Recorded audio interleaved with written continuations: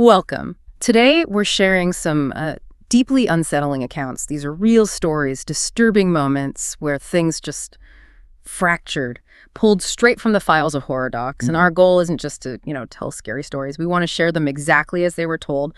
These aren't fiction. Let's get into it. Okay, first up, the extra shadow in the woods. It starts with 4 middle school friends. It's late, maybe 3 a.m. They're just effing around outside, as the source puts it, making noise, being kids. Then they hear a cop car coming fast, lights on. Standard reaction. Panic. Exactly. They bolt, dive straight into the woods nearby to hide. The car slows down, sweeps the trees with its searchlight, then drives off. Okay, so the immediate threat is gone. They should feel relieved. You're standing there, dead still in the dark, waiting. But then one of them, someone, suddenly sprints deeper into the woods, right past them. Deeper in, not out. Deeper in, and they all start whispering, panic whispers, like, who was that? Who ran? Accusing each other. Then they cautiously walk out, regroup on the road, and they count. 1, 2, 3, 4.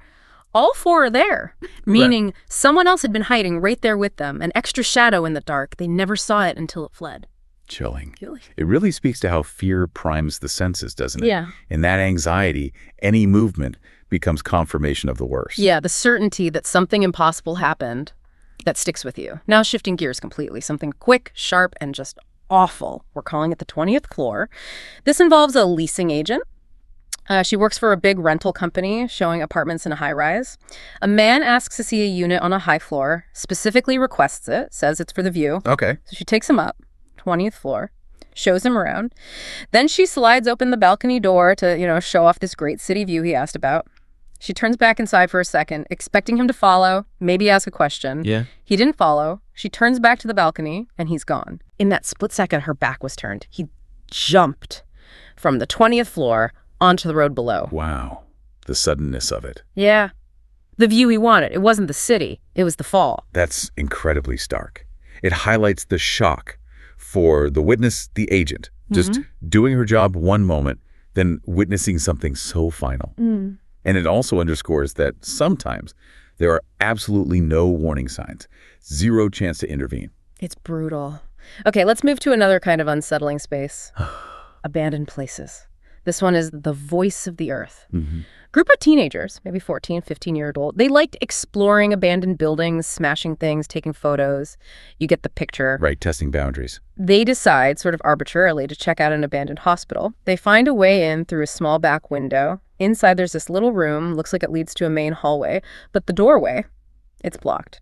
Completely sealed by a huge piece of wood. No handle, nothing. And they felt sure it wasn't like that before. Yeah, they were certain. It looked like it was placed from the inside somehow. Impossible to move from where they were. So they're confused, pushing at it, trying to knock it over. And then this voice, it booms out from behind the wood. A voice. A massive voice. Just says, "Get out!" The way it's described, it wasn't just loud. It sounded like it came from the earth itself. Yes. Horrible, deep, vibrating. Okay, that's terrifying. Absolute panic. They didn't even think, just scrambled, clawing, pushing each other aside to get back out that tiny window. Pure manic escape. That's the hostile environment trigger. An abandoned space is meant to be passive, dead, when it suddenly reacts with a direct, powerful threat. Especially a sound like that. It bypasses all reason, flight or fight, and they chose flight. Hard. Yeah, the uncertainty of what was making that sound, terrifying. All right, let's shift to a different kind of fear. Road trip horror. This is the Faceless Wanderer. Late night. We're talking maybe 1, 2, 3 in the morning.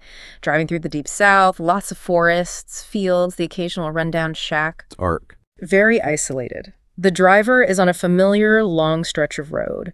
They come to a long concrete bridge over swampland. It's humid, foggy. You know, the kind of fog that makes you need your high beams just to see a few feet ahead? Creates a very specific atmosphere. Definitely. And the driver gets this feeling. The bridge seems to be taking longer to cross than usual, like it's stretching out.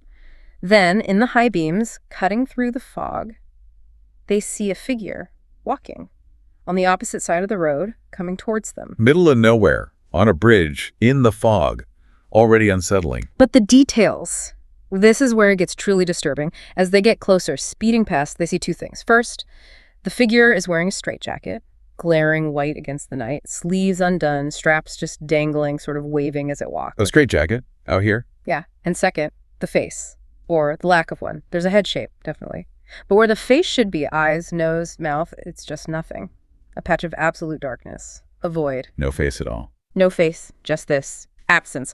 Walking towards them on that bridge, the driver just floored it, heart pounding, couldn't get that image out of their head. That combination is potent. The isolation, the figure suggesting escape danger, like from an asylum, Right. and then the facelessness. That's the core of it. Denying any human connection, making it purely an object of dread, impossible to rationalize. Exactly. You can't reason with a void. Okay. Now we move from the unexplainable to, well, to something horrifyingly real. Human tragedy.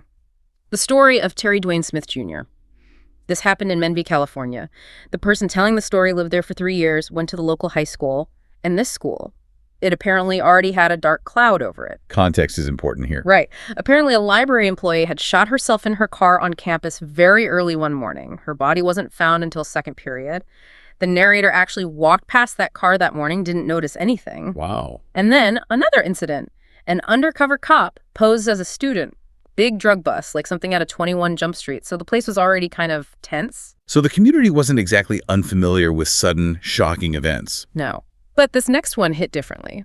It involved Terry Dwayne Smith Jr., who was the little brother of a kid named Skylar. The narrator knew Skylar from first period English, described him as friendly but odd. And there was this incident earlier where Skylar got into a fight and actually knocked another kid's front tooth out, showed he could get extremely agitated. Indicating a potential for volatility, perhaps. Perhaps. So fast forward to the summer after the 2013 school year. Skylar starts posting on Facebook. Says his little brother Terry is missing, asking friends to keep an eye out. It blows up fast, makes the local news. Terry's mother, Shauna, organizes a big search party. Community gets involved. And Skylar's actively participating in this, promoting the search? Yes, actively asking for help. But the police start focusing on Skylar. He was the last person known to have seen Terry alive. His story starts changing. The main version was that Terry followed him when Skylar went out with friends. Skylar told him to go home, left him, and then, he suggested, Terry must have been abducted. Shifting narrative is often a red flag in these cases. Definitely. And then, after several days of searching, they found Terry's body. Oh, no. Where? Buried in a shallow grave, under a tree, right behind the family's own home. Behind the house, while the search was ongoing elsewhere. Exactly. The general feeling in town immediately turned to Skylar. People believed he did it. What followed was messy. The mother, Shauna, was apparently in deep denial, started acting strangely. She claimed Terry had autism, which the father later disputed, and according to source, she even tried to prevent police from investigating the property after the body was found there. That level of denial, or potential obstruction, it's deeply troubling. Was she protecting Skylar, or was there more to it? It's unclear. Terry's father came from out of state. He was furious. Claimed Shauna lied about the autism. He actually sued her for child negligence and emotional distress. They even ended up arguing about it on the Dr. Phil show. It got very public, very ugly. The father wanted Terry buried locally. A family completely fractured by the tragedy and the suspicion. Totally. Now, the legal side. Skylar was a minor, so he wasn't charged with murder. It was manslaughter. He got some kind of plea deal. The exact details weren't released. The theory that seemed to stick was that it was an accident during roughhousing. The mother suggested Terry hit his head on a table corner. Skylar panicked, buried him. An accidental death followed by a terrible panic decision. Yeah. But the most unsettling part, the thing that really chills you, is Skylar going on Facebook, knowing his brother was dead, buried in the backyard, and still asking everyone to help look for him. That performative grief, the manipulation, it's deeply disturbing, using the community's empathy as a shield. Skylar was sentenced to 12 years. He'll be in juvenile detention until he's 23. Hashtag tag tag outro. So these 5 accounts, they're all disturbing in different ways, aren't they? From, that extra shadow in the woods or the faceless figure on the bridge, pure inexplicable dread, to the terrible reality of Skylar and Terry, how someone you know from English class can end up in headlines like that. Mm-hmm. What ties them together, I think, is that sudden rupture of the ordinary. Whether it's the uncanny or human violence, reality just breaks. It forces you to confront how fragile safety and even sanity can feel sometimes. A chilling thought to end on. Thank you for joining us for this unsettling deep dive. If these stories resonated, if you want to explore more from the Horror Docs archives, please do like, share, and subscribe to the channel. We'll be back soon with more. Until then, stay safe out there. And remember, sometimes the most unforgettable things happen in the dark.